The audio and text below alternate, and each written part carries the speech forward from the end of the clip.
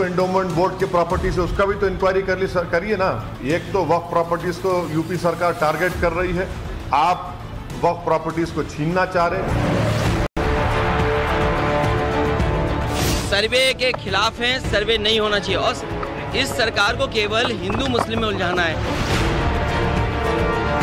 सपा बसपा और कांग्रेस अब इनको दिखाई दे रहा है कि मुस्लिम वोट अब इनके फतवे के आधार पर वोट देने वाला नहीं है। बहुत बड़े बड़े धर्मशालाओं के ट्रस्ट हैं, मंदिरों के ट्रस्ट हैं, इनकी जांच क्यों नहीं हो रही? मंशा बहुत साफ है, बहुत ट्रांसपेरेंट है और बहुत ही ईमानदार है। लेखा जोखा होना चाहिए, सर्वे होना चाहिए। जो वक्फ की बहुत महत्वपूर्ण संपत्तियां हैं उन पर अच्छे मदरसे बनवाने का काम करेंगे।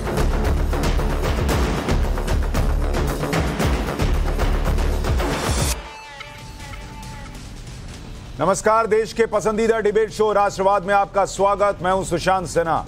राष्ट्रवाद यानी देश से बढ़कर कुछ नहीं, और आज जब बात देश की तो बात वक्फ बोर्ड के लैंड जिहाद के का जो आरोप उन पर लगता है उसकी।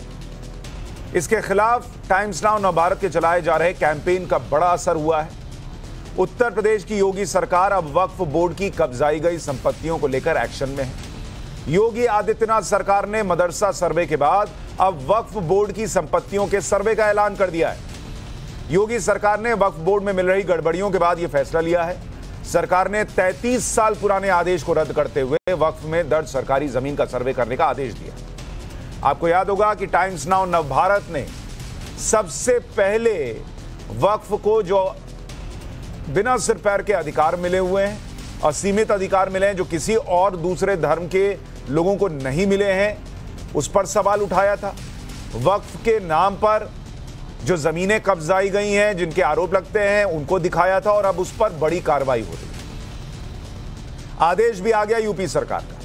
अगर कोई सार्वजनिक जमीन वक्फ संपत्ति में दर्ज कर ली गई थी तो उसे रद्द कर दिया जाएगा और वह राजस्व विभाग में मूल स्वरूप में दर्ज की जाएगी। सरकार की तरफ से सभी मंडल के आयुक्तों और जिलाधिकारियों को चिट्ठी भी भेजी गई है। 1 महीने के भीतर सभी भूखंडों की सूचना मांगी गई है। यूपी सरकार के इस फैसले के बाद एक बार फिर सियासी घमासान मच गया। ओवैसी से लेकर अखिलेश यादव तक ने योगी सरकार की मंशा पर सवाल उठा दिए।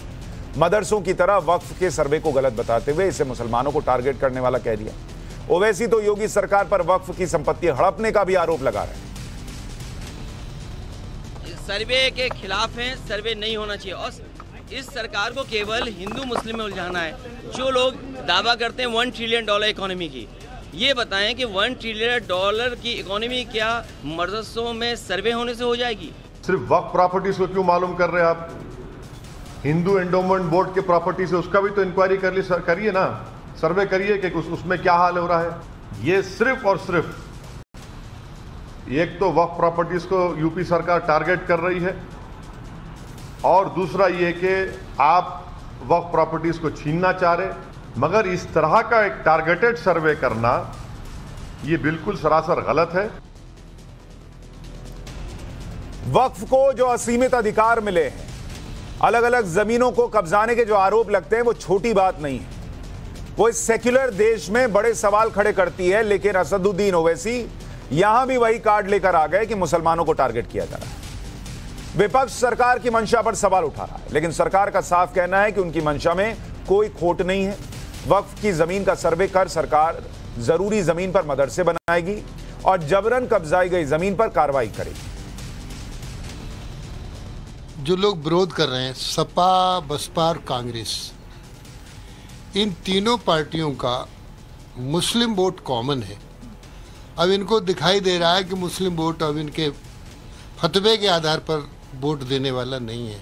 वक्फ का हम सर्वे कराकर जो वक्फ की बहुत महत्वपूर्ण संपत्तियां हैं, जो लोगों ने अवैध कब्जे में कर रखी हैं, उनको हम उनके कब्जे से छुड़ाकर उन पर अच्छे मदरसे बनवाने का काम करेंगे। जो अकूत संपत्तियां हैं, वास्तव में सवाल आपने सही दागा है कि कुछ संपत्तियों की नोइये चेंज कराकर, उनका नंबर खसरा चेंज कराकर उनको दूसरों के नाम देने का काम किया गया है। ऐसी संपत्ति जब आएंगी और उनको निस्तारण करने का काम करा जाएगा तो फिर कड़ी कार्रवाई करेंगे। मंशा बहुत साफ है, बहुत ट्रांसपेरेंट है और बहुत ही ईमानदार है। वक्फ बोर्ड्स के अंदर जो इंदराज वक्फ प्रॉपर्टीज़ हैं उनका लेखा जोखा होना चाहिए, सर्वे होना चाहिए। दिक्कत ये है कि जो लोग वक्फ माफियाओं का संरक्षण करते हैं या वक्फ पर सियासत करते हैं वो इसमें हो हल्ला मचाएंगे, लेकिन उसकी चिंता नहीं करनी चाहिए, उसमें आगे बढ़ना चाहिए। असदुद्दीन ओवैसी सवाल उठा रहे हैं, लेकिन सवाल तो यह है कि अगर वक्फ हो या मदरसा सब कुछ ठीक है तो फिर सर्वे पर सवाल क्यों? लेकिन टाइम्स नाउ नवभारत ने देश के कई जगहों पर पड़ताल की तो वक्फ एक्ट के नाम पर कई जगहों पर जमीन कब्जाने की बात सामने आई।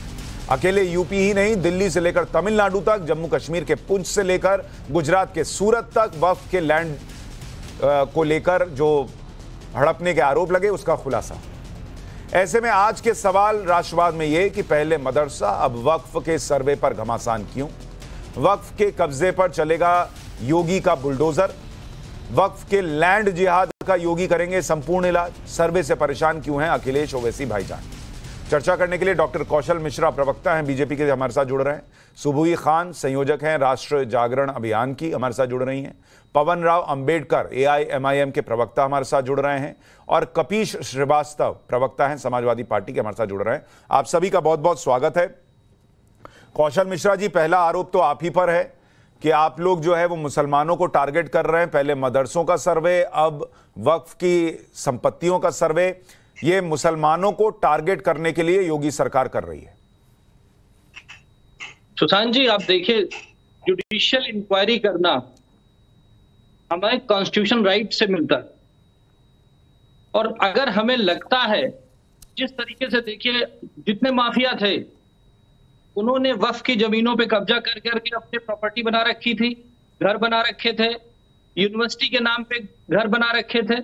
तो अगर इस तरह की रेगुलेटरी मिल रही है तो लीगली जो पावर हमें मिली हुई है उसके थ्रू अगर किसी चीज की इंक्वायरी करने में हमें, तो मुझे तो नहीं लगता किसी तरह की कोई समस्या है। सिर्फ जुडिशियल इंक्वायरी तो हो रही है। अगर कोई चीज जो वोट बैंक के नाम पर बांटी गई है रेवड़ियों की तरीके, आपने खुद अपनी पाठशाला में दिखाया था प्रोग्राम जिसमें आपने देखा कि 100 से ज्यादा प्रॉपर्टीज दिल्ली में वक्फ बोर्ड को दे दी गई without any reason, without any wisdom of judicial inquiry. किसी भी जगह और कहीं ऐसी बात नहीं मिलती है। और किसी माइनॉरिटी के नाम पर केवल मुस्लिम तुष्टीकरण की जो बात की जा रही थी, अगर उसमें एक फेयर जुडिशियल इंक्वायरी होती है तो मुझे नहीं लगता है कि इसमें किसी को कोई परेशानी होनी चाहिए। प्रश्न ये है कि हिंदुओं के जो ट्रस्ट हैं उनकी जमीनों को लेकर आप लोग जांच क्यों नहीं कराते? सुशांत जी, सबसे पहली तो डिलेमा यही है कि हिंदुस्तान एक ऐसा सेक्युलर राष्ट्र है जहां पर हिंदुओं के टेम्पल्स जो हैं उनको सरकार कंट्रोल करती है। इसके अलावा जितने भी माइनॉरिटी के इंस्टीट्यूशंस आते हैं उसमें सरकार का कोई कंट्रोल नहीं है। आप ये समझिए कि 1 लाख करोड़ से ज्यादा की आमदनी कह लें पूरे हिंदुस्तान के करीब 4 लाख टेम्पल से सरकार को होती है और उससे हिंदुओं के लिए एक भी कोई चीज नहीं की जाती है। पहले जो टेम्पल्स होते थे उसके नाम पे नाट्यशाला, पाठशाला और सारी कल्चरल चीजें होती थी, वो सब बंद हो गई। क्यों? क्योंकि उसको कंट्रोल कर लिया सरकार ने।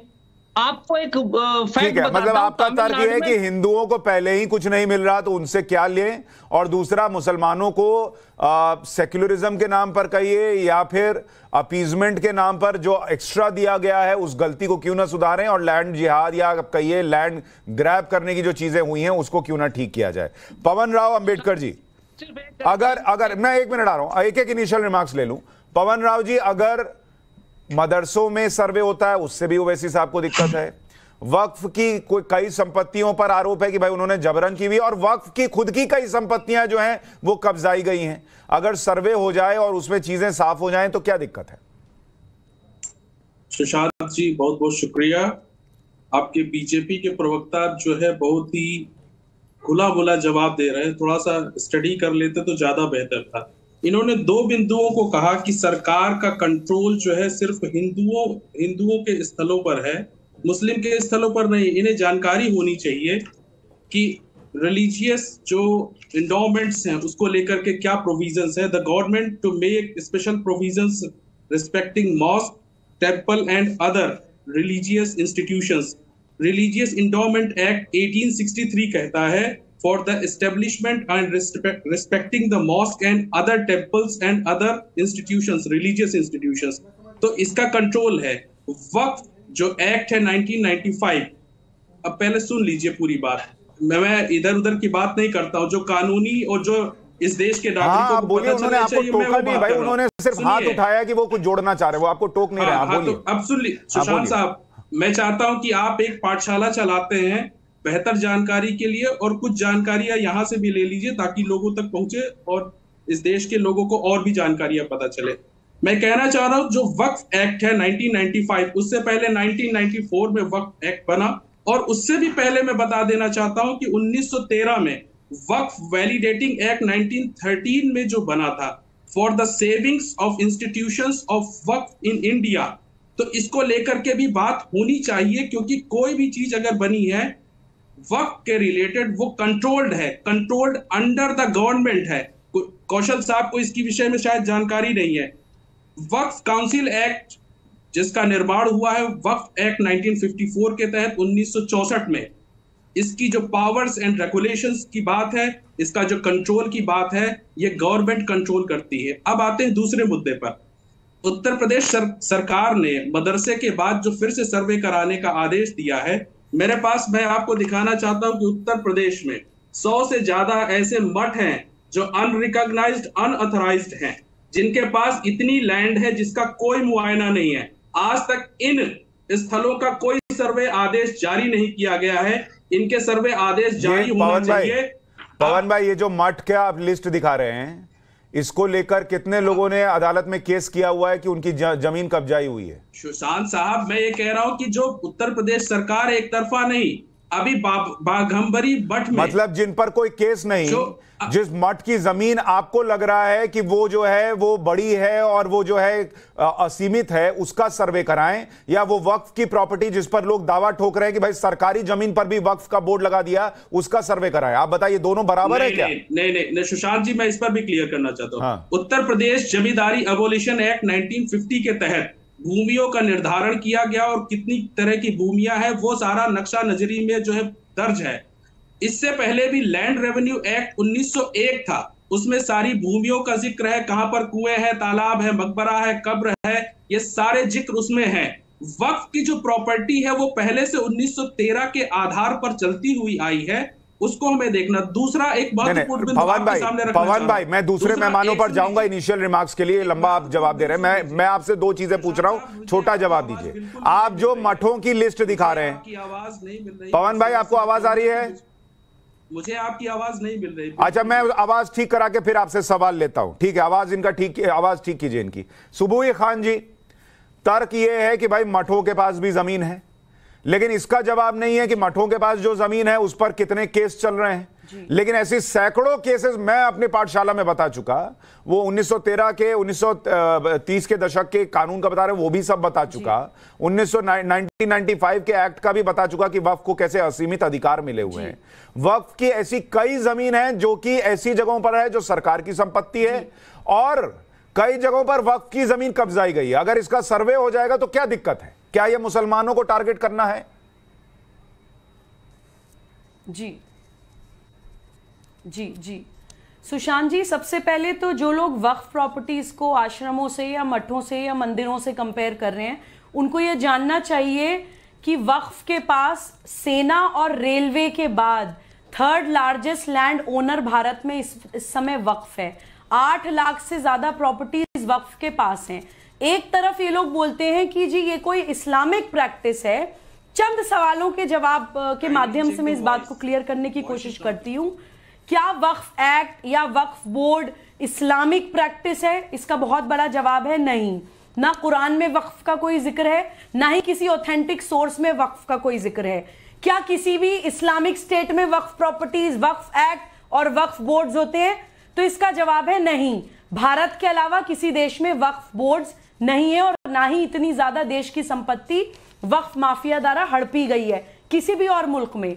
वक्फ का पर्पस होता है रिलीजियस, एजुकेशनल और चैरिटेबल पर्पस के लिए वो प्रॉपर्टी इस्तेमाल होनी चाहिए। क्या इन पर्पसेस के लिए प्रॉपर्टीज इस्तेमाल हो रही हैं? इसका बहुत बड़ा जवाब है नहीं। चलिए मुसलमानों की भी बात करते हैं, तो क्या गरीब, जरूरतमंद, यतीम और जिन लोगों को जरूरत है उन प्रॉपर्टीज की, क्या उनके हक की बेहतरी के लिए उन प्रॉपर्टीज का इस्तेमाल हो रहा है? इसका भी जवाब है कि नहीं। तो हमें एक इंडियन, एक भारतीय होने के नाते सवाल पूछने चाहिए, कौन है वो लोग जो ये माफिया चला रहे हैं वक्फ के नाम पर? कैसे इस नेक्सस से ये पैसा बना रहे हैं? ये पैसा किन किन चीजों के लिए इस्तेमाल हो रहा है? क्यों ना हो सर्वे भाई, क्यों ना पूछे? 8 लाख से ज्यादा प्रॉपर्टीज, लिटरली एंक्रोचमेंट कहूंगी मैं, करके आप बैठे हैं देश में। आप बोलते हैं मुसलमानों के लिए, मुसलमान भी खड़ा हो जाएगा आपके खिलाफ, क्योंकि किसी गरीब मुसलमान को इसका फायदा नहीं मिल रहा है। वक्फ प्रॉपर्टी, ठीक है, गरीब मुसलमान को फायदा नहीं मिल रहा, बड़े तौर पर जमीन कब्जाई गई है। पवन जी मैं आपके पास आऊंगा, 1 मिनट। कपीश भाई ने अभी तक बोला नहीं है। सीधा प्रश्न यह है कपीश भाई कि अगर वक्फ की संपत्ति है और अगर उनके पास डॉक्यूमेंट्स हैं और सर्वे होगा तो फिर क्या दिक्कत है? उसमें क्या दिक्कत है? और हर चीज को हिंदू मुसलमान से जोड़ देना, भाई सबसे ज्यादा प्रॉपर्टी वक्फ के पास है, तो उनके ऊपर सबसे ज्यादा आरोप लग रहे हैं जमीन को ग्रैब करने के, जमीन पर कब्जाने के, तो सर्वे तो उसी का होगा ना। देखिए, हम इसमें 2 बात करेंगे कि पहली चीज ये कि अगर राष्ट्रवाद देखना है, इसमें ढूंढना है, तो इसे केंद्रीय सरकार के द्वारा पूरे भारत में लागू किया जाना चाहिए, वो करना चाहिए। लेकिन जहां तक प्रश्न इस बात का है, देखिए इसको 2 तथ्यों से देखिए। एक, हमारे संविधान का आर्टिकल 14 कहता है समता और समानता का अधिकार है, यानी कि सरकार को जस्ट करना चाहिए, सबके साथ एक जैसा समान कानून लागू करना चाहिए। वक्फ का मतलब होता है न्यस्त, यानी जो हम लोग जिसको अंग्रेजी में कहते हैं ट्रस्ट। तो ये जो न्यस्त संपत्ति है, ट्रस्टिंग संपत्ति है, वक्फ संपत्ति है, ये सब एक है। जब कोई मुस्लिम वक्फ करता है, वक्फ प्रॉपर्टीज होती हैं जो मुस्लिम समाज के तमाम से सामाजिक कार्यों में लगते हैं, धर्मार्थ कार्यों में भी लगते हैं, वो वक्फ करता है। लेकिन वहीं ट्रस्ट जो है वो मंदिर भी हो सकता है, अन्य जो हिंदुओं के ऑर्गेनाइजेशंस सामाजिक रूप से काम करती हैं उनको आप ट्रस्ट के रूप में ले सकते हैं। तो मैं इस बात को बार बार कह रहा हूं कि देखिए, भारत एक है तो सब में एक जैसी चीजें लागू होनी चाहिए। क्या ट्रस्ट की संपत्ति अगर आप मिला देंगे तो क्या वक्फ से कम आएगी? ऐसा बिल्कुल नहीं है। अगर हमारी बहन कह रही हैं कि 8 लाख एकड़ से ज्यादा की जमीन, बिल्कुल ठीक बात कह रही हैं, लेकिन पूरे भारत में जो ट्रस्ट भी हैं वो भी 8 लाख से ज्यादा एकड़। और मैं अब वो 8 लाख एकड़ नहीं कह रही हैं, वो 8 लाख प्रॉपर्टीज कह रही हैं, एकड़ में नहीं बता रही हैं, पहली बात। दूसरी बात सर, दूसरी बात, मंदिरों के अलग अलग ट्रस्ट होना और वक्फ की संपत्ति का हिसाब अलग अलग है। अच्छा ठीक है, आप बात कंप्लीट कीजिए, फिर मैं पूछता हूं। बोलिए। संपत्तियों की ये बात कर रहे हैं, उसी की मैं बता रहा हूं। हाँ, नहीं, आप एकड़ में चले गए, इसलिए मैंने क्लैरिटी दे दी, वो एकड़ नहीं कह रही, प्रॉपर्टीज कह रही है। बोल सकते हैं, मैं भी पढ़ के ही बैठा हूं। और मैं दूसरी चीज आपको कह रहा हूं कि देखिए, जो वक्फ उत्तर प्रदेश वक्फ अधिनियम है 1960 का, उससे पहले जो हमारे अभी भाई ने बताया 1913 और उसके पहले जो 1800, ये समय समय पे परिवर्तित और संशोधित होता रहा और 1860 को ही संशोधित किया 7 अप्रैल 1989 में। इसके बाद इसमें 2 संशोधन और भी हुए। बावजूद इसके जब आप बिना एक्ट में संशोधन किए कोई ऑर्डर करके लेकर के आते हैं तो वो विधि सम्मत नहीं होता। और दूसरी बात मैं कह रहा हूं, आप कपीश भाई अभी दूसरी तीसरी पे मत जाइए, आपकी पिछली बातों में बहुत प्रश्न खड़े हो गए। कपीश भाई 1 मिनट रुकिए, अब काउंटर क्वेश्चन सुनिए और उसका जवाब दीजिए छोटा छोटा। कपीश भाई, नहीं, कपीश भाई 1 मिनट, मेरे सवालों का जवाब दीजिए। 1995 के वक्फ एक्ट में कहीं ऐसा लिखा है कि सरकार जो है वो वक्फ प्रॉपर्टीज का सर्वे नहीं करा सकती? बात इस चीज का नहीं, अभी तो आप देखिए नहीं लिखा है ना, अभी आपने कहा विधि सम्मत नहीं है। अरे विधि सम्मत नहीं है, इंक्वायरी का मतलब समझते हैं? अरे कपीश भाई, किसे कहा गया? कपीश भाई आप कह रहे हैं विधि सम्मत नहीं है, तो विधि सम्मत तो तभी नहीं होगा ना जब नियम के खिलाफ होगा। मैं आपसे पूछ रहा हूँ 95 के एक्ट में के प्रवक्ता को होना चाहिए। अरे भाई मैं आपको नहीं है, मैं आपसे ये पूछ रहा हूँ, हास्यास्पद उन्होंने स्टेटमेंट दे दिया। अरे मेरी बात तो मैं बार बार आपको निवेदन कर रहा हूं, मैं बार बार आपको निवेदन कर रहा हूँ समानता की बात कि न्यायिक चीजें अगर आप चाहते हैं कि जस्ट हो, लोगों के साथ न्याय हो, देश के साथ न्याय हो, और आप जांच कराना चाहते हैं, मंशा आप व्यक्त करना चाहते हैं कि आप उस पे जो वक्फ की प्रॉपर्टी पे कब्जा उसे आप छुड़वाना चाहते हैं, बहुत अच्छी बात है, आप छुड़वाइए कब्जा, लेकिन आप अन्य ट्रस्ट की भी संपत्ति पे जो कब्जा उसको कौन छुड़वाएगा? कहां है सुनाइए। नहीं कपीश भाई, कपीश भाई, नहीं कपीश भाई, एक मिनट रुकिए। किसी ट्रस्ट के पास 1995 के वक्फ एक्ट जैसी पावर्स हैं क्या? मुझे इतना बताइए पहले। अरे कितने ऐसे ट्रस्ट हैं जिस पर आप जांच भी नहीं करा सकते? क्या गोरक्षनाथ मठ पे आप? अरे भैया मैं आपसे पूछ रहा हूं, कोई 95 का वक्फ एक्ट जैसा पावर जो सरकार ने दिया हो ट्रस्ट को, आपको पता है ऐसा पावर देने वाला कोई अधिकार पता है? कि जो तमाम ट्रस्ट बने हुए, जो मठ बने हुए हैं, आपको मैं योगी आदित्यनाथ जी के मठ के बारे में कह रहा हूं, गोरक्षनाथ पीठ का जो मठ है उसका कोई भी विनियमन सरकार नहीं कर सकती है जब तक कि अंडरटेकिंग नहीं लेगी। अरे भाई मैं आपसे दूसरी चीज पूछ रहा हूं, विनिमय नहीं कर सकती का सवाल नहीं पूछ रहा हूं, मैं आपसे पूछ रहा हूं किसी ट्रस्ट को यह अधिकार मिला है कि वो किसी की जमीन पर कह दे कि ये ट्रस्ट की जमीन है, और उसके बाद जो है वो किसी वक्फ ट्रिब्यूनल में केस चलेगा और जो सर्वे होगा वो सरकार के पैसे पे होगा? ये पावर किसी धर्म के पास है? देखिए, प्रक्रियात्मक न्यायिक चीजों की प्रक्रियात्मक, आप अलग तथ्यों की चीजें कह रहे हैं। अरे क्यों ना कहूं, अगर आप समानता की बात कर रहे हैं, ये असमानता नहीं है क्या सुबुई खान? क्या ये असमानता नहीं है कि आप एक स्पेशल पावर दे दें और जब बात आए सर्वे करने की तब समानता ढूंढें, लेकिन पावर देते वक्त आप समानता न ढूंढें? सुबुई खान, यही तो मैं तो यही सबसे पहले आपको कह रहा हूं। जी जी जी सुशांत, एक सेकंड, ये चिल्लाना बंद करेंगे तो मैं बोलूंगी ये टेक्निकल सब्जेक्ट है, ऐसे चिल्लम चिल्ली से बात नहीं हो पाएगी। सुबुई खान बोलिए।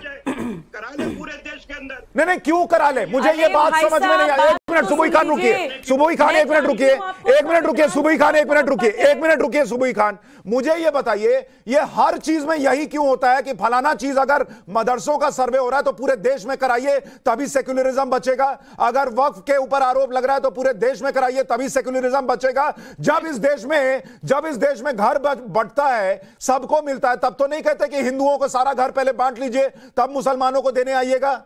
जब सरकारी योजनाओं का फायदा उठाना होता है तब तो नहीं कहते 80 करोड़ को पहले दे दीजिए? हम और आप नहीं कह रहे हैं, ना ना ना ना ना, ये हम और आप नहीं कह रहे हैं, ये हमारा संविधान कह रहा है। कोई संविधान नहीं कह रहा, यहाँ पे संविधान ये नहीं कहता कि आप वक्फ जैसा एक नॉन सेक्युलर कानून बना दें और उसको देश पर थोप दें। और कांग्रेस की सरकार 2014 में चुनाव के ठीक पहले देश की दिल्ली में बैठी हुई संपत्तियां वक्फ को ट्रांसफर कर दे। ये सेक्युलरिज्म नहीं है, ये संविधान नहीं कहता कहीं पर। इसको सेक्युलरिज्म से क्यों जोड़ रहे हैं? तो किस चीज से जोड़ रहे हैं?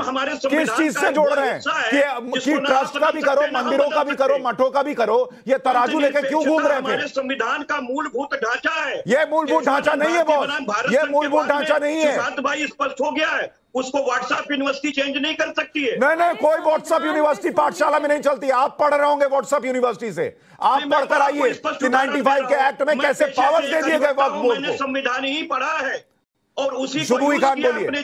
देखिए मैं एक बात बहुत क्लियर कर दूं, वक्फ बोर्ड खत्म करने कोई नहीं कह रहा, लेकिन वक्फ के नाम पर वक्फ के अंदर बहुत कुछ गड़बड़ चल रहा है और यह सबको पता है और इसको ढकने से कुछ नहीं होगा, इससे वक्फ का और मुसलमानों का ही नुकसान हो रहा है। सुबुई खान इस पर बोलिए, फिर आगे आता हूं पवन भाई आपके पास। जी जी जी सुशांत, देखिए दोहरा चरित्र तो इसी से इन लोगों का पता चलता है। अगर किसी आश्रम चलाने वाला कोई व्यक्ति कुछ गलत काम करते हुए पकड़ा जाता है तो भी ऐसे डिबेट्स होती हैं, तो भी कोर्ट केसेस चलते हैं, चार्जशीट लगती है, उनको उठा के जेल में डाला जाता है। लेकिन हिंदू भाई बहन ये नहीं कहते कि नहीं नहीं ये मदरसों और मस्जिदों में भी करिए, क्योंकि हमें हमारे देश में सिखाया जाता है कि जो गलत करे वो अकाउंटेबल है, उसको सजा मिलनी चाहिए। इसी को हम धर्म कहते हैं। अब आपको संविधान से बहुत मोहब्बत है तो संविधान की भी भाषा सुन लीजिए मेरे भाई। हमारे संविधान में आर्टिकल 14 इक्वालिटी की बात करता है, समानता, जो आप भी कह रहे थे लफ्फाजी में।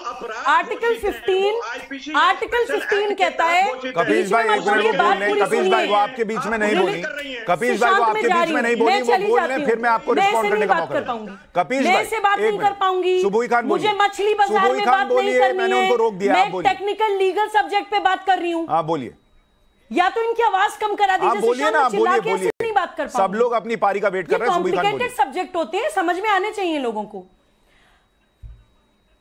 हमारे संविधान का अनुच्छेद 15 कहता है पंथ के, नस्ल के, लिंग के, भाषा के या जन्म के स्थान के आधार पर कोई भेदभाव नहीं होगा। No discrimination on the basis of these. अब हमारे वक्फ बोर्ड क्या करते हैं जी? वक्फ एक्ट के हिसाब से वक्फ बोर्ड कॉन्स्टिट्यूट होते हैं हर स्टेट में और हर यूनियन टेरिटरी में। क्या होता है वक्फ बोर्ड? एक कॉन्स्टिट्यूशनल स्टैट्यूटरी बॉडी, यानी कि पार्लियामेंट की एक्ट के द्वारा वो बॉडी सेटअप की गई है। तो उसमें सारे मेंबर्स मुसलमान किस बेस पर होते हैं? एक स्टैट्यूटरी बॉडी में सारे बोर्ड मेंबर्स मुसलमान क्यों होते हैं? मेरा सबसे बड़ा सवाल ये है। चलिए ठीक है, वक्फ प्रॉपर्टीज भी हैं, चलिए आप रिलीजियस पर्पसेस के लिए इस्तेमाल भी करना चाहते हैं, तो उसकी जो रेगुलेटरी बॉडीज हैं, रेगुलेटरी बोर्ड्स हैं, वो सिर्फ मुसलमान क्यों देखेगा? क्या जानवर की बात करने के लिए जानवर होना जरूरी है या प्रकृति की बात करने के लिए प्रकृति होना जरूरी है?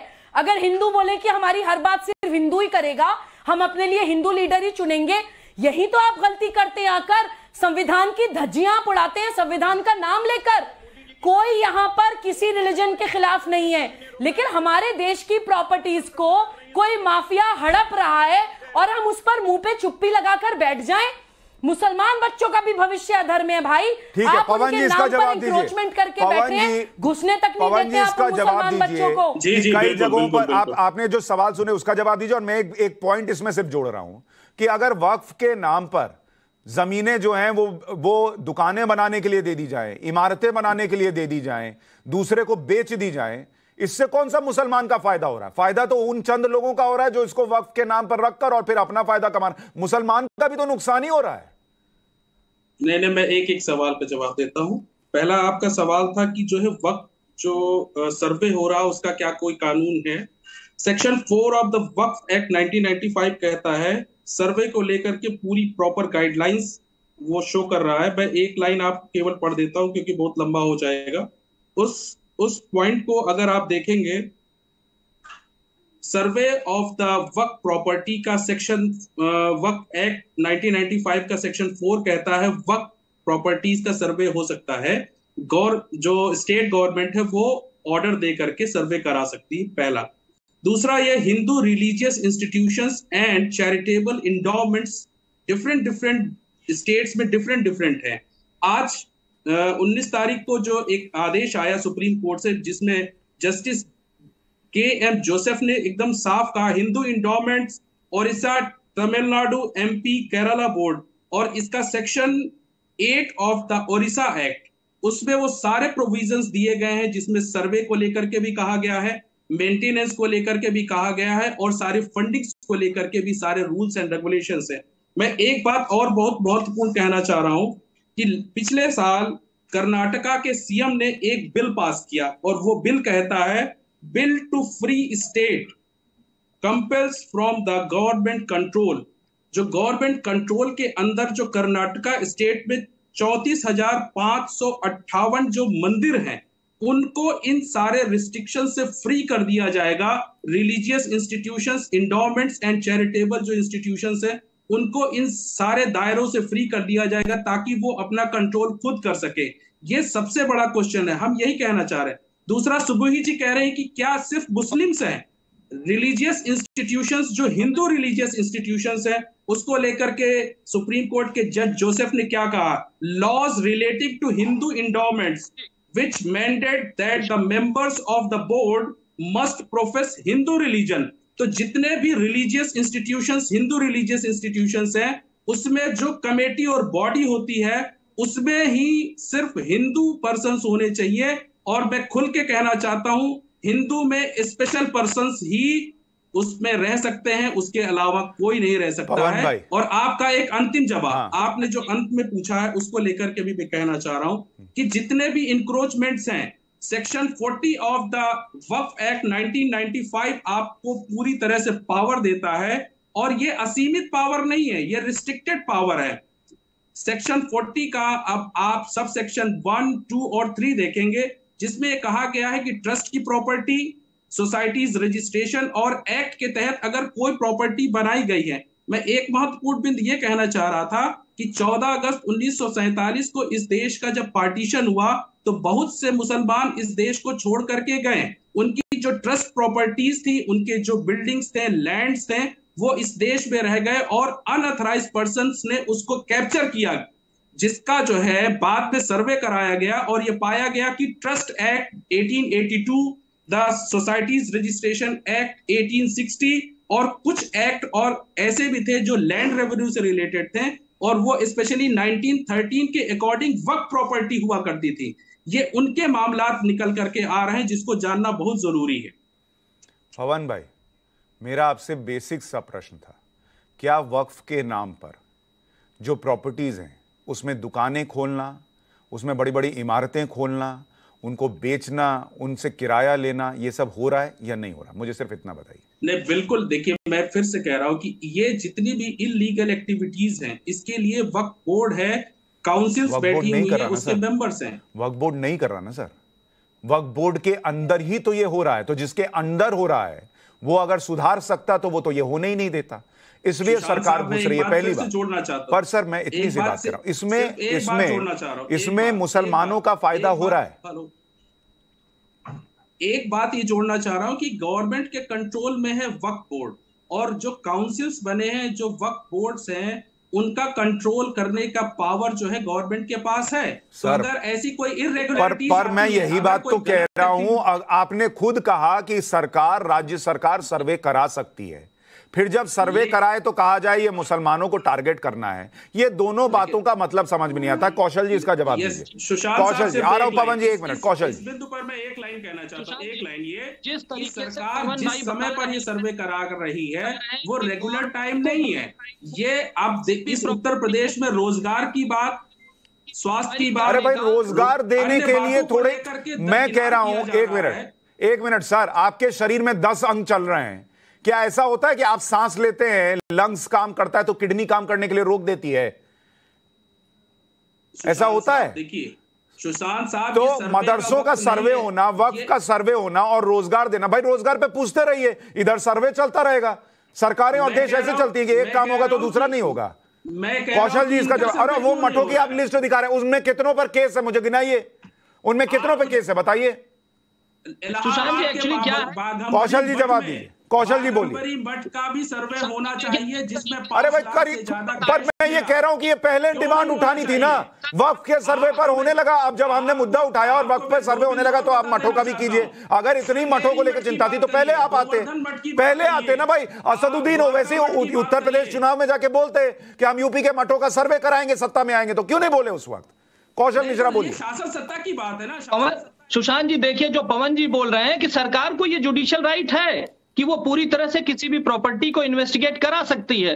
तो अगर उसमें इरेगुलरिटीज मिल रही है, इतनी सारी कंप्लेन है, इतने सारे कोर्ट केसेस हो रहे हैं, तो उसकी जांच कराने में इसमें सेकुलरिज्म कहां से आ गया? ये तो हमारे कॉन्स्टिट्यूशन का राइट है कि सरकार उसको इन्वेस्टिगेट कराए। और जो हमारे कपीस भाई बोल रहे थे इसके पहले कि वक्फ प्रॉपर्टी और ट्रस्ट प्रॉपर्टी इक्वल है, मैं ये कहता हूं कि मैं कोई भी हिंदू कि कोई भी वक्फ नहीं बना सकता, लेकिन कोई भी मुसलमान या कोई भी जाति और धर्म का आदमी ट्रस्ट बना सकता है। तो ट्रस्ट और वक्फ दोनों बिल्कुल डिफरेंट है, उनके अलग अलग जुडिशियल पावर है, उनके अलग अलग पावर्स हैं। तो उसको बड़े स्मार्टली यहाँ पर सिर्फ वोट बैंक के लिए ट्रस्ट को और वक्फ को सामने रखा गया है, जबकि वक्फ केवल मुस्लिम के लिए बनाया गया है। और जैसा कि हम सबको पता है कि एक मिनट कपीश जी, माफ कीजिएगा कौशल जी, मुझे ये बताइए, कपीश भाई ने एक बात कही थी, उन्होंने, एक मिनट सुनिए ना, वक्फ की प्रॉपर्टीज में जो कब्जा करने की बात है वो सिर्फ यूपी में तो नहीं हुआ है, और जगहों पर भी हुआ है। तो पूरा सेंटर जो है वो एक बार में सारे वक्फ की प्रॉपर्टीज का सर्वे क्यों नहीं कराती? मध्य प्रदेश सरकार क्यों नहीं कराती? गुजरात क्यों नहीं कराती? यूपी में होगा और बाकी जगह नहीं होगा? नहीं, इसके लिए मैं बताता हूं, वक्फ का एक केस सुप्रीम कोर्ट गया था, तो सुप्रीम कोर्ट में ही आप देखिए कि उनको बोला गया आप अलग अलग स्टेट में जाकर के फाइल कीजिए, यानी कि कहीं ना कहीं ये स्टेट का भी कॉन्करेंट लिस्ट में आता होगा, इसी वजह से उसको भेजा गया। अरे भाई, तो मैं कह रहा हूं अगर आप लोग इतना सीरियस हैं कि मुसलमानों के साथ अन्याय हो रहा है, तो यूपी में अन्याय रोक रहे हैं तो गुजरात में भी रोकिए, मध्य प्रदेश में भी रोकिए, कर्नाटक में भी रोकिए, जाके बोलिए ना वहां पे। सुशांत जी, यहाँ हिंदू मुसलमान की बात नहीं है, तो किसकी बात है? यहाँ पर करने और इंक्वायरी की बात है। अरे भाई, तो मैं कह रहा हूं इंक्वायरी कराइए ना दूसरी जगह। वक्फ का पूरे देश में यह हाल है, महाराष्ट्र में भी केसेस है, कराइए वहां, क्यों नहीं कराते हैं? अरे कहीं से तो शुरू हो रहा है, उत्तर प्रदेश में सरकार है योगी जी की, वो कर रही है। कपीश जी जवाब दीजिए, कह रहे कहीं से तो शुरू हो रहा है। कपीश जी केसेस पड़े हुए हैं तो इंक्वायरी ये तो ठीक है, गम बुलाने के लिए गालिब ख्याल अच्छा है, लेकिन चक्कर इस चीज का है कि कम से कम देश को भ्रम में नहीं डालना चाहिए। आप कम से कम डबल इंजन की सरकार के प्रवक्ता हैं, आप मुझे जवाब दीजिए। अभी आपने सुप्रीम कोर्ट के एक आदेश को पर जो है अपनी टिप्पणी की है। मैं तो एक बात ये पूछ रहा हूं कि जो हमारा संविधान है जिसमें राज्य और क्या केंद्र सरकार की और समवर्ती सूची होती है, ये समवर्ती सूची का विषय है, इस पे केंद्र भी बना सकता है, केंद्र क्यों नहीं बना रहा है? मैं तो वही तो पूछ रहा हूँ। और 17 साल से आपकी सरकार चली है, 6 साल 13 दिन की सरकार अटल बिहारी वाजपेयी जी की भी चली थी, और 8-9 साल से ये सरकार चल रही है, आज ही ये क्यों करा रहे हैं? और मैं दूसरी चीज ये पूछ रहा हूँ कि हमें बताइए, क्या ट्रस्ट की संपत्तियां कब्जा नहीं है? क्या मठों की संपत्तियां कब्जा नहीं? क्या मठों ने लोगों की संपत्तियां कब्जा नहीं की हैं? मैं तो बहुत स्पष्ट ही पूछ रहा हूँ। तो हमारे पास तो तुलसीपुर के तमाम ब्राह्मण आए थे, उन्होंने कहा कि गोरक्षनाथ पीठ का एक मठ वहां पे चलता है गोंडा के तुलसीपुर में, और वहां पे ब्राह्मणों की जमीन कब्जा कर लिए हैं योगी जी के जो पीठ है। तो आप मुझे बताइए, उसकी भी तो जांच करा लेना चाहिए कि आखिर वो भी तो हिंदू हैं, ब्राह्मण समाज के लोग हैं तुलसीपुर के, आखिर उसकी जांच क्यों नहीं होनी चाहिए? और ये सारी की करा लीजिए ना, तो अच्छा क्या हुआ? कपीश भाई वो आपके पास कब आए थे? कपीश भाई वो जो ब्राह्मण आपके पास आए, एक मिनट कौशल जी रुकिए। कपीश जी, वो ब्राह्मण जो आपके पास आए कि मठ ने उनकी जमीन कब्जा ली है, ये कब आए थे आपके पास? अरे वो बकायदा नक्शा लेके बैठे हुए हैं। हाँ, कब आए थे? कब? अरे मैं पूछ रहा हूँ कब आए थे, किस साल में आए थे? इस साल, पिछले साल, 2012, 2014, कब आए? मैं तो आपको कह रहा हूं, आप तो वकील हैं। अरे कौशल जी एक मिनट रुकिए ना भाई, रुकिए। मिलते रहे हैं, लेकिन किसी भी लोगों ने उठाया नहीं। मैंने बल्कि संसदीय इलेक्शन में पिछली बार उठाया था इसको, प्रेस वार्ता की थी बकायदा वहां के। अरे भाई मैं आपसे कह रहा हूं, नक्शा लेकर के कपीश भाई। और दूसरी आपको एक बात बता दें, कपीश भाई मैं तो आपकी बात मान रहा हूं। अधिनियम सन 1952 और 56 के बीच में पूरे देश के अंदर जितनी भी आराजियां हैं उन पर आराजी नंबर संख्या पड़ चुकी है, कोई घालमेल कहीं नहीं है। कपीश और भाई, वक्फ की संपत्तियों की जांच की बात कह रहे हैं, वो केवल ऊसर और बंजर जमीनें थी जिनको लगान से मुक्त किया गया था, इसलिए तहसील पे खतौनी पे नहीं था। कपीश भाई मेरा प्रश्न ये है, तो अपनी नहीं कपीश भाई, अरे कपीश भाई आपने एक कोई उदाहरण दिया जिसकी जानकारी मेरे पास नहीं है कि कोई आपके पास ब्राह्मण आए और उन्होंने कहा फलाना मठ ने हमारी जमीन कब्जा ली है। पहली बात तो आपके पास आए, उससे अच्छा कोर्ट जाते और उसके बाद आपके पास आते तो मैं समझता, पहली बात। दूसरी बात मैं ये कह रहा हूं, मान लीजिए उत्तर प्रदेश में, सर मेरा प्रश्न तो सुन लीजिए, मैं कह रहा हूं मान लीजिए उत्तर प्रदेश में, अरे सर मेरे सवाल तो सुन लीजिए, मान लीजिए उत्तर प्रदेश में आप कह रहे हैं मठों ने और मंदिरों ने जो जमीन है लोगों की कब्जा रखी है, तो आप जब सत्ता में थे 2012 से 2017 आपने कितने मठों का सर्वे कराया? क्यों नहीं कराया? उन लोगों को न्याय क्यों नहीं दिलाया? अब आपकी बात से आपके ही सामने सारी चीजें आ गई। मैं तो बहुत सीधी बात कह रहा हूं कि अगर समाजवादी पार्टी के सामने प्रश्न उठेगा कि हमें जांच करानी है तो हम सबकी कराएंगे, क्योंकि हमारे लिए वक्फ, हमारे लिए ट्रस्ट, हमारे लिए न्यस्त संपत्ति सब एक है। और यही मैं बार बार आपसे कह रहा हूं। तो मतलब आपने इसलिए ब्राह्मणों को छोड़ दिया क्योंकि आपके सामने वक्फ की प्रॉपर्टी को सर्वे कराना पड़ता और आप वक्फ की करा नहीं सकते, इसलिए आपने ब्राह्मणों की संपत्ति लुटे रहने दी। सबसे बड़ा है और सबसे बड़ी बात, अरे आप तो खुद को खुद एक्सपोज कर रहे हैं कि आपके पास हिंदू आते रहे कि मठों ने कब्जा किया है, लेकिन आपको वक्फ की भी संपत्ति की सर्वे करानी होती, इसलिए आपने जो है वो हिंदुओं को छोड़ दिया। नहीं, मेरी बात सुन ले, इस सरकार के हाथ पारदर्शी नहीं है। अरे अपना बताइए ना सर, उनका पारदर्शी छोड़िए, अपना बताइए। आप हिंदुओं के साथ क्यों नहीं खड़े हुए? आप हिंदुओं के साथ क्यों नहीं खड़े हुए? क्योंकि वक्फ की संपत्ति भी आपको सर्वे करानी पड़ जाती। लेकिन किसी एक वर्ग, सुबुई खान ये समाजवादी पार्टी को खुद ही एक्सपोज कर रहे हैं कि हम कराएंगे तो सबका कराएंगे, वरना ब्राह्मणों की जमीन जो है वो कोई मठ, सो कॉल्ड मठ कब्जा ले तो हम नहीं छुएंगे उसको। है आप यही बोले हैं और क्या बोले? सुबुई खान क्या गलत बोल रहा हूं? सरकार बनेगी। जी सुशांत, अगर चिल्लाए ना ये मेरे ऊपर तो बोलिए। सुबुई खान बोलिए। जी सुशांत, देखिए फिर इन्होंने पहले ही चिल्लाना शुरू करा। प्लीज आवाज कम करवा दीजिए, आवाज कम करा दीजिए। अभी मैं इनसे 3 सवाल पूछती हूं, ये सारे के सारे एक्सपोज हो जाएंगे। देखिए ये डिबेट जो हम कर रहे हैं ये हिंदू, मुस्लिम, सिख, ईसाई किसी मजहब की लड़ाई के लिए नहीं कर रहे हैं। ये डिबेट हम इसलिए कर रहे हैं कि भारत की जमीन, भारत की प्रॉपर्टीज भारत के बच्चों की जमीन है, हिंदू, मुस्लिम, सिख, ईसाई की जमीन नहीं है। कोई भी मजहब, कोई भी जाति अगर अपने वेस्टेड इंटरेस्ट के लिए हमारे भूखंड को इस्तेमाल कर रही है तो एज इंडियंस हमें उसके खिलाफ बोलना चाहिए। अभी आप लोग कह रहे हैं कि भाई यहां क्यों कर रहे हैं, वहां क्यों नहीं कर रहे, वहां क्यों कर रहे हैं, यहां क्यों नहीं कर रहे। अगर हम कहते हैं जी यूनिफॉर्म सिविल कोड ले आते हैं, चलिए सारा झगड़ा ही खत्म हिंदू मुसलमान का, तो ये सब के सब एक साथ एक मत होके यूनिफॉर्म सिविल कोड का खिलाफत करने खड़े, मुखालफत करने खड़े हो जाएंगे। असदुद्दीन ओवैसी साहब को हिंदू एंडोमेंट बहुत बुरा लगता है, लेकिन यूनिफॉर्म सिविल कोड भी नहीं चाहते हैं वो यूनिफॉर्म सिविल कोड भी नहीं चाहते हैं। अरे फिर बीच में बोल रहे हैं। अरे कपिल जी रुकिए ना थोड़ा, सवाल पूछ रही हूँ इनसे। कपिल जी 1 मिनट रुक जाइए। Sushant just 3 questions. हाँ ठीक है, दूसरा तीसरा पूछिए, जल्दी समय कम है। 3 सवालों के जवाब दे दीजिए। अगर समानता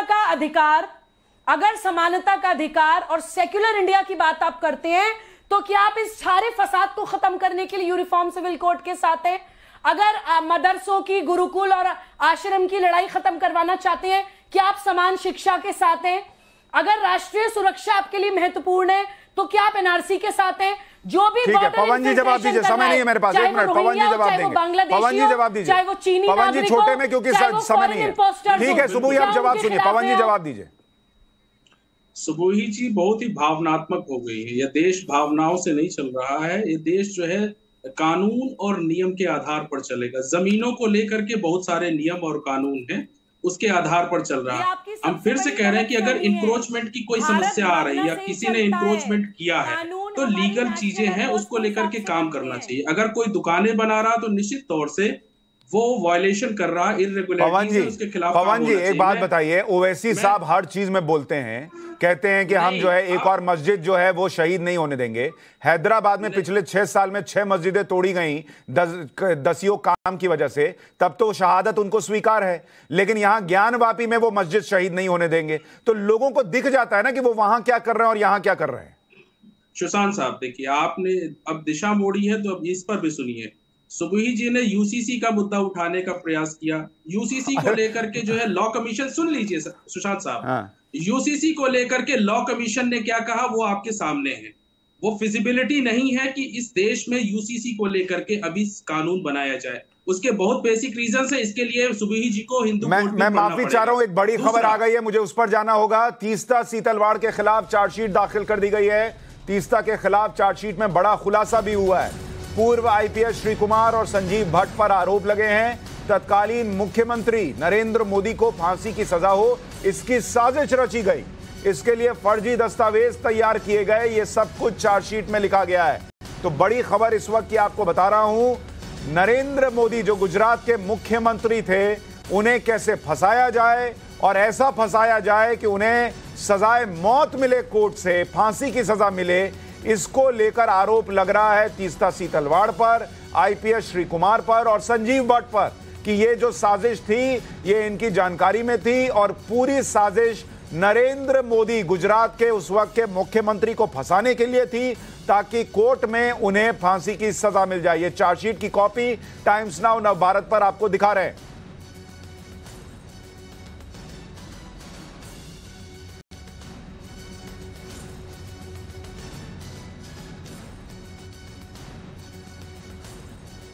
तो इस वक्त की बड़ी और अहम खबर आपको बता रहा हूं, तीस्ता सीतलवाड़ मामले में अब चार्जशीट दाखिल हो गई है। छोटा सा ब्रेक ले रहे हैं, जल्द लौट।